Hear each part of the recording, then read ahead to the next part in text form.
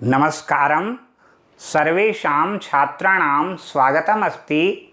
अद्य वयं स्नातकद्वितीयवर्षस्य कक्षायां प्रथमप्रश्नपत्रस्य अभिज्ञानशाकुन्तलं नामक ग्रंथं पठिष्यामः। नमस्कार विद्यार्थियों, पिछले वीडियो में हमने जो है अभिज्ञान शाकुंतलम नाटक को प्रारंभ कर दिया था और हमने मंगलाचरण कर लिया था। अब मंगलाचरण के पश्चात की घटना को आरंभ करते हैं। मंगलाचरण में हमने जो पहला श्लोक नांदी के रूप में पढ़ा गया था ना, नांदी मतलब जो देवताओं को आनंदित करने वाली होती है, नंदयति इति नांदी। तो उस मंगलाचरण के श्लोक के पश्चात आगे प्रारंभ करते हैं। नांद्यन्ते सूत्रधारः, नांदी के अंत में सूत्रधार प्रवेश करते हैं। सूत्रधार जो होते हैं वो नाटक का जो अभिनय करने वाला पात्र होता है, जो अभिनय की सूचना, अब मंच पर कौन आ रहा है इत्यादि, अब क्या होने जा रहा है, वो सारी सूचनाएं जो नाटक में देता है, जो सूत्र को पकड़ के रखता है, वह सूत्रधार कहलाता है। तो नांद्यन्ते सूत्रधार है, नांदी के अंत में सूत्रधार आते हैं और सूत्रधार के लिए उन्होंने ब्रैकेट में डाल रखा नेपथ्याभिमुखम अवलोक्य, नेपथ्य की ओर मुख करके। जो सूत्रधार जी बोल रहे हैं वह नेपथ्याभिमुखम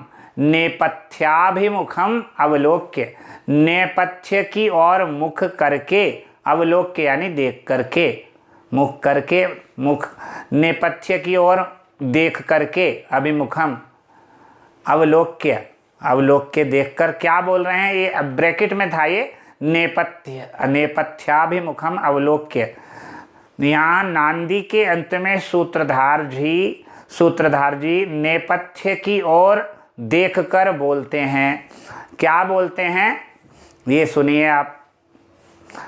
तरही वे बोल रहे हैं, क्या बोल रहे हैं, आर्य यदि नेपथ्य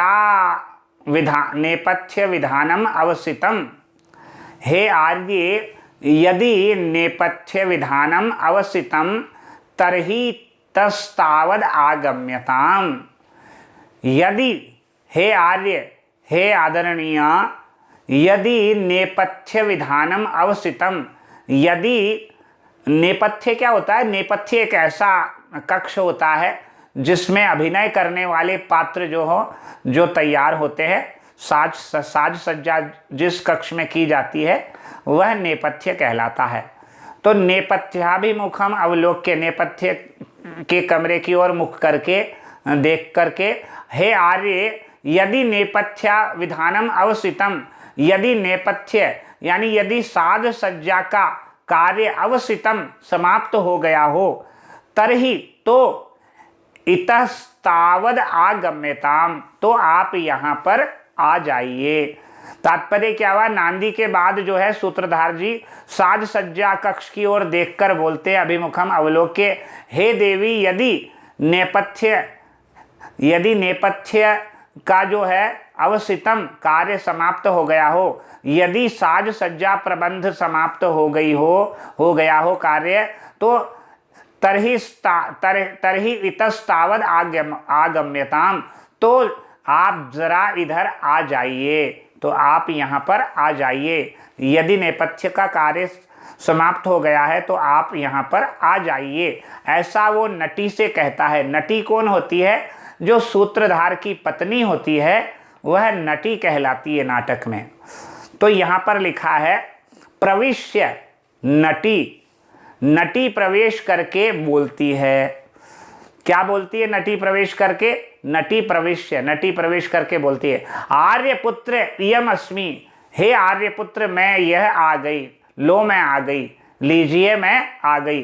हे आर्यपुत्र इयम अस्मि, मैं यह लीजिए मैं आ गई।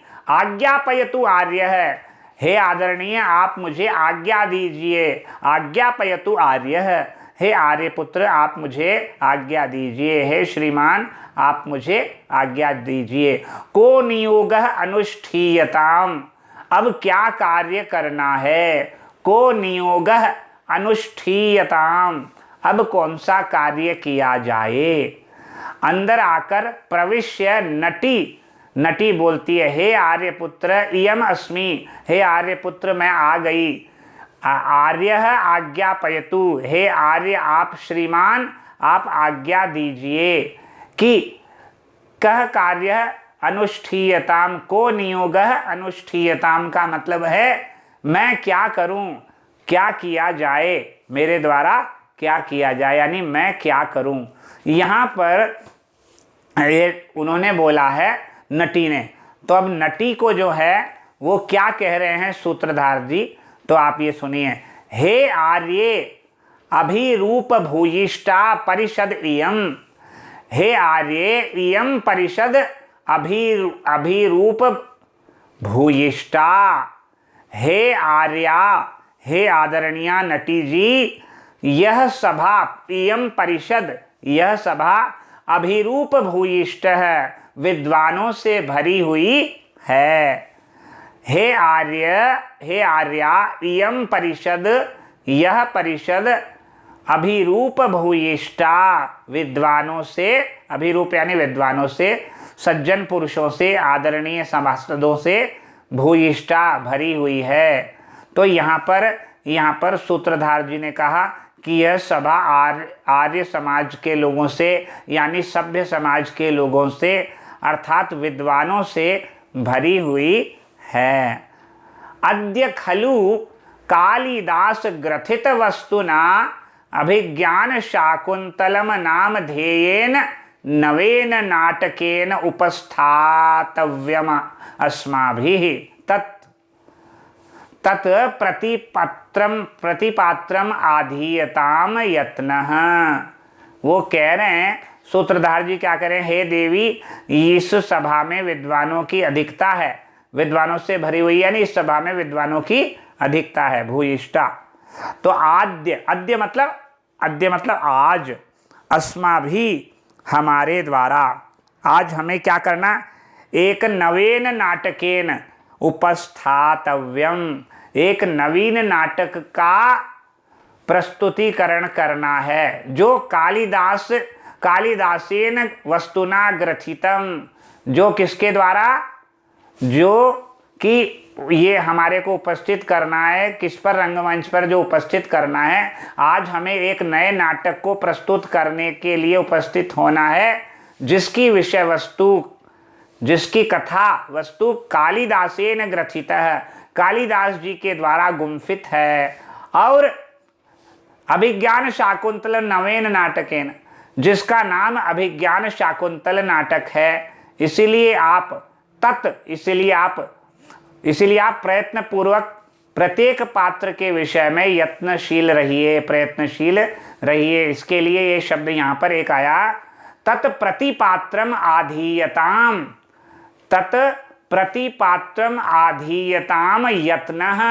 इसलिए आप प्रत्येक पात्र के विषय में यत्नशील रहिए, प्रयत्नशील रहिए। यहाँ पर ये जो बोला ना, हे आर्य अभिरूप भूयिष्ठा परिषद इयम, यह सभा विद्वानों की अधिकता से भरी हुई है, सभा, इस सभा में विद्वानों की अधिकता है या विद्वानों से यह सभा भरी हुई है। अद्य खलु, आज निश्चित रूप से, कालिदास ग्रथित वस्तुना, कालिदास जी के द्वारा गुम्फित कथा वस्तु वाला, अभिज्ञान शाकुंतलम नाम ध्येयेन, अभिज्ञान शाकुंतलम नाम वाला नवीन नाटक से उपस्थातव्यम अस्माभिः, आज हमें नवीन नाटक का प्रस्तुतिकरण करना है। इसलिए तत् प्रतिपात्रम, प्रत्येक पात्र को आप आधीयताम जांच लीजिए, उन पर ध्यान लगाइए, यत्नतः प्रयत्न पूर्वक प्रत्येक पात्र पर आप अपना ध्यान केंद्रित कीजिए, प्रत्येक पात्र के विषय में प्रयत्नशील रहिए। यहाँ पर ये बताना चाहते हैं। तो अब नटी क्या बोलती है, ये तो उनका कथन था सूत्रधार जी का। तो अब नटी जो है वो यहाँ पर क्या बोल रही है, तो नटी जी का कथन आएगा अगले वाक्य में, जो हम पढ़ेंगे वो नटी जी का कथन है। और क्या कह रही है नटी, देखिए, सुविहित प्रयोगतया आर्यस्य न किमपि परिहास्यते। सुविहित प्रयोगतया, सुविहित प्रयोगतया, अच्छी तरह से कार्य का प्रयोग करने पर, अच्छी तरह से सुचारू रूप से प्रयोगतया आर्यस्य न किमपि, आर्य की कुछ भी परिहास्यते, न किमपि परिहास्यते, यानी नटी ये कह लिए श्रीमान के अभिनय का विधान सुचारू रूप से होने के कारण, श्रीमान के द्वारा अभिनय का विधान सुचारू रूप से किए जाने के कारण कोई कमी नहीं रहेगी। किमपि न परिहास्यते, कोई भी कमी नहीं रहेगी। ये नटी जी ने आर्य जो अपने सूत्रधार जी के कथन के विषय में कहा। सूत्रधार जी ने कहा था कि भाई ध्यानपूर्वक देख लीजिए, किसी चीज़ की कोई त्रुटि नहीं रहे। तो नटी कहते हैं, नटी क्या कहती है, नटी सुविहित प्रयोगतया। सुविहित प्रयोगतया का मतलब होता है अभिनय का विधान सुचारू रूप होने के कारण, अभिनय का विधान सुचारू रूप से होने के कारण, प्रयोगतया होने के कारण आर्यस्य किमपि न परिहास्यते। आर्यस्य, आर्य के लिए, श्रीमान का ये जो है किमपि न परिहास्यते, नटी ये कहना चाहती है कि श्रीमान के अभिनय का, श्रीमान आर्य मतलब श्रीमान होता है, आर्यमान श्रीमान के अभिनय का विधान सुचारू रूप से हो जाने के कारण किमपि न परिहास्यते, कोई भी कमी नहीं रहेगी, कोई भी कमी इसमें उपस्थित नहीं रहेगी।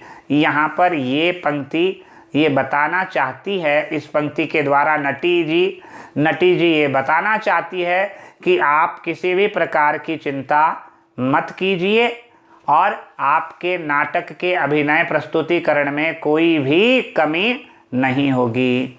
तो सूत्रधार जी कह रहे हैं, कथयामि ते भूतार्थम, हे नटी जी, अहम ते कथयामि भूतार्थम, आज मैं आपसे कहना चाहता हूँ, कथयामि कह रहा हूँ, भूतार्थम, वास्तव में मैं आपसे आज वास्तविक बात कह रहा हूँ। यानी सूत्रधार जी कहते हैं, हे देवी, आपसे वास्तविक बात कह रहा हूँ, आज मैं आपसे एक वास्तविक बात कह रहा हूँ। भूतार्थम का मतलब है वास्तविक, यथा तथ्य जो सत्य हो। हे आर्य, हे आदरणीया नटी जी, अहम मैं ते आपसे भूतार्थम वास्तविक बात को कथयामि कह रहा हूँ। हे आर्ये कथयामि ते भूतार्थम, हे आर्ये, हे देवी, आपसे मैं वास्तविक बात कह रहा हूँ। तो अब जो है सूत्रधार जी क्या कह रहे हैं वास्तविक बात, इसको वह एक श्लोक में प्रस्तुत कर रहे हैं। तो ये अब हम अभिज्ञान शाकुंतलम नाटक के प्रथम अंक का द्वितीय श्लोक प्रारंभ कर रहे हैं। सुनिए, आपरितोषाद विदुषाम न साधु मन्ये प्रयोग विज्ञानम बलवदपि शिक्षितानाम आत्मन्य प्रत्ययम चेतः। तात्पर्य एक बार श्लोक वापस से पढ़ेंगे। आपरितोषाद विदुषाम न साधु मन्ये प्रयोग विज्ञानम बलवदपि शिक्षितानाम आत्मन्य प्रत्ययम चेतः। अब इसका सबसे पहले तो यहाँ पर हम एक एक अन्वय करेंगे। विदुषाम परितोषाद आ, विद्वानों की संतुष्टि होने तक, विदुषाम विद्वानों की, परितोषाद संतुष्टि तक, आ हो जाने तक, विद्वानों की संतुष्टि हो जाने तक, प्रयोग विज्ञानम साधु न मन्ये, मैं अपने अभिनय कला के कौशल को, मैं अभिनय कला के इस निपुणता को न साधु मन्ये, उचित नहीं समझता हूँ। मैं अपने कला कौशल, नाटक के कला, अभिनय कला को मैं तब तक जो है उचित यानी अच्छा नहीं समझता हूँ जब तक विद्वान उससे संतुष्ट न हो जाए। बलवद अपि शिक्षितानाम चेतः, बहुत अधिक शिक्षा प्राप्त कर लेने वालों का चेतः, उनका मन भी। बहुत अधिक शिक्षा प्राप्त कर लेने वाले लोगों का चेतः, लोगों का मन भी, आत्मनि अपने प्रति अप्रत्ययम, अप्रत्ययम, अप्रत्ययम का मतलब है अप्रत्ययम का अविश्वासी भवती होता है। तात्पर्य क्या हुआ? तात्पर्य यह हुआ, विद्वानों को जब तक संतोष न हो जाए तब तक मैं अपनी अभिनय के ज्ञान को ठीक नहीं मानता, न साधु मन्ये, क्योंकि अत्यधिक सीखे हुओं का भी चित्त यानी चेतः मन आत्मविश्वास से रहित होता है। जब बड़े बड़े लोग सीखे सिखाए और कला में निपुण होते हैं, उनको भी अपने विषय में संदेह बना रहता है कि ये मैं कला सही प्रकार से प्रस्तुत कर पा रहूँगा अथवा नहीं कर पाऊँगा। क्यों? क्योंकि जब तक विद्वान उसको देखकर ये नहीं कह दे कि ये सही है, तब तक विद्वानों के विषय में जब तक ये प्रमाण विद्वानों से नहीं मिल जाता कि यह कला आपने सही प्रदर्शित किए, तब तक उसको संतुष्टि नहीं मिलती है। किसको? जो इन्होंने बहुत अधिक ज्ञान प्राप्त कर लिया है तो भी उनको भी संतुष्टि नहीं मिलती है। क्यों? क्योंकि वो स्वयं के प्रति क्या होते हैं? विश्वास से रहित होते हैं। उनको स्वयं पर जो है आत्मविश्वास नहीं होता है। आत्मविश्वास कब हो जाता है? जब दूसरे लोग प्रमाणित कर देते हैं कि हाँ भाई आपने बहुत अच्छा अभिनय। आत्मविश्वास से रहित होता है। तो एक बार वापस से देखेंगे, मैं अन्वय से आपको अर्थ समझा देता हूँ।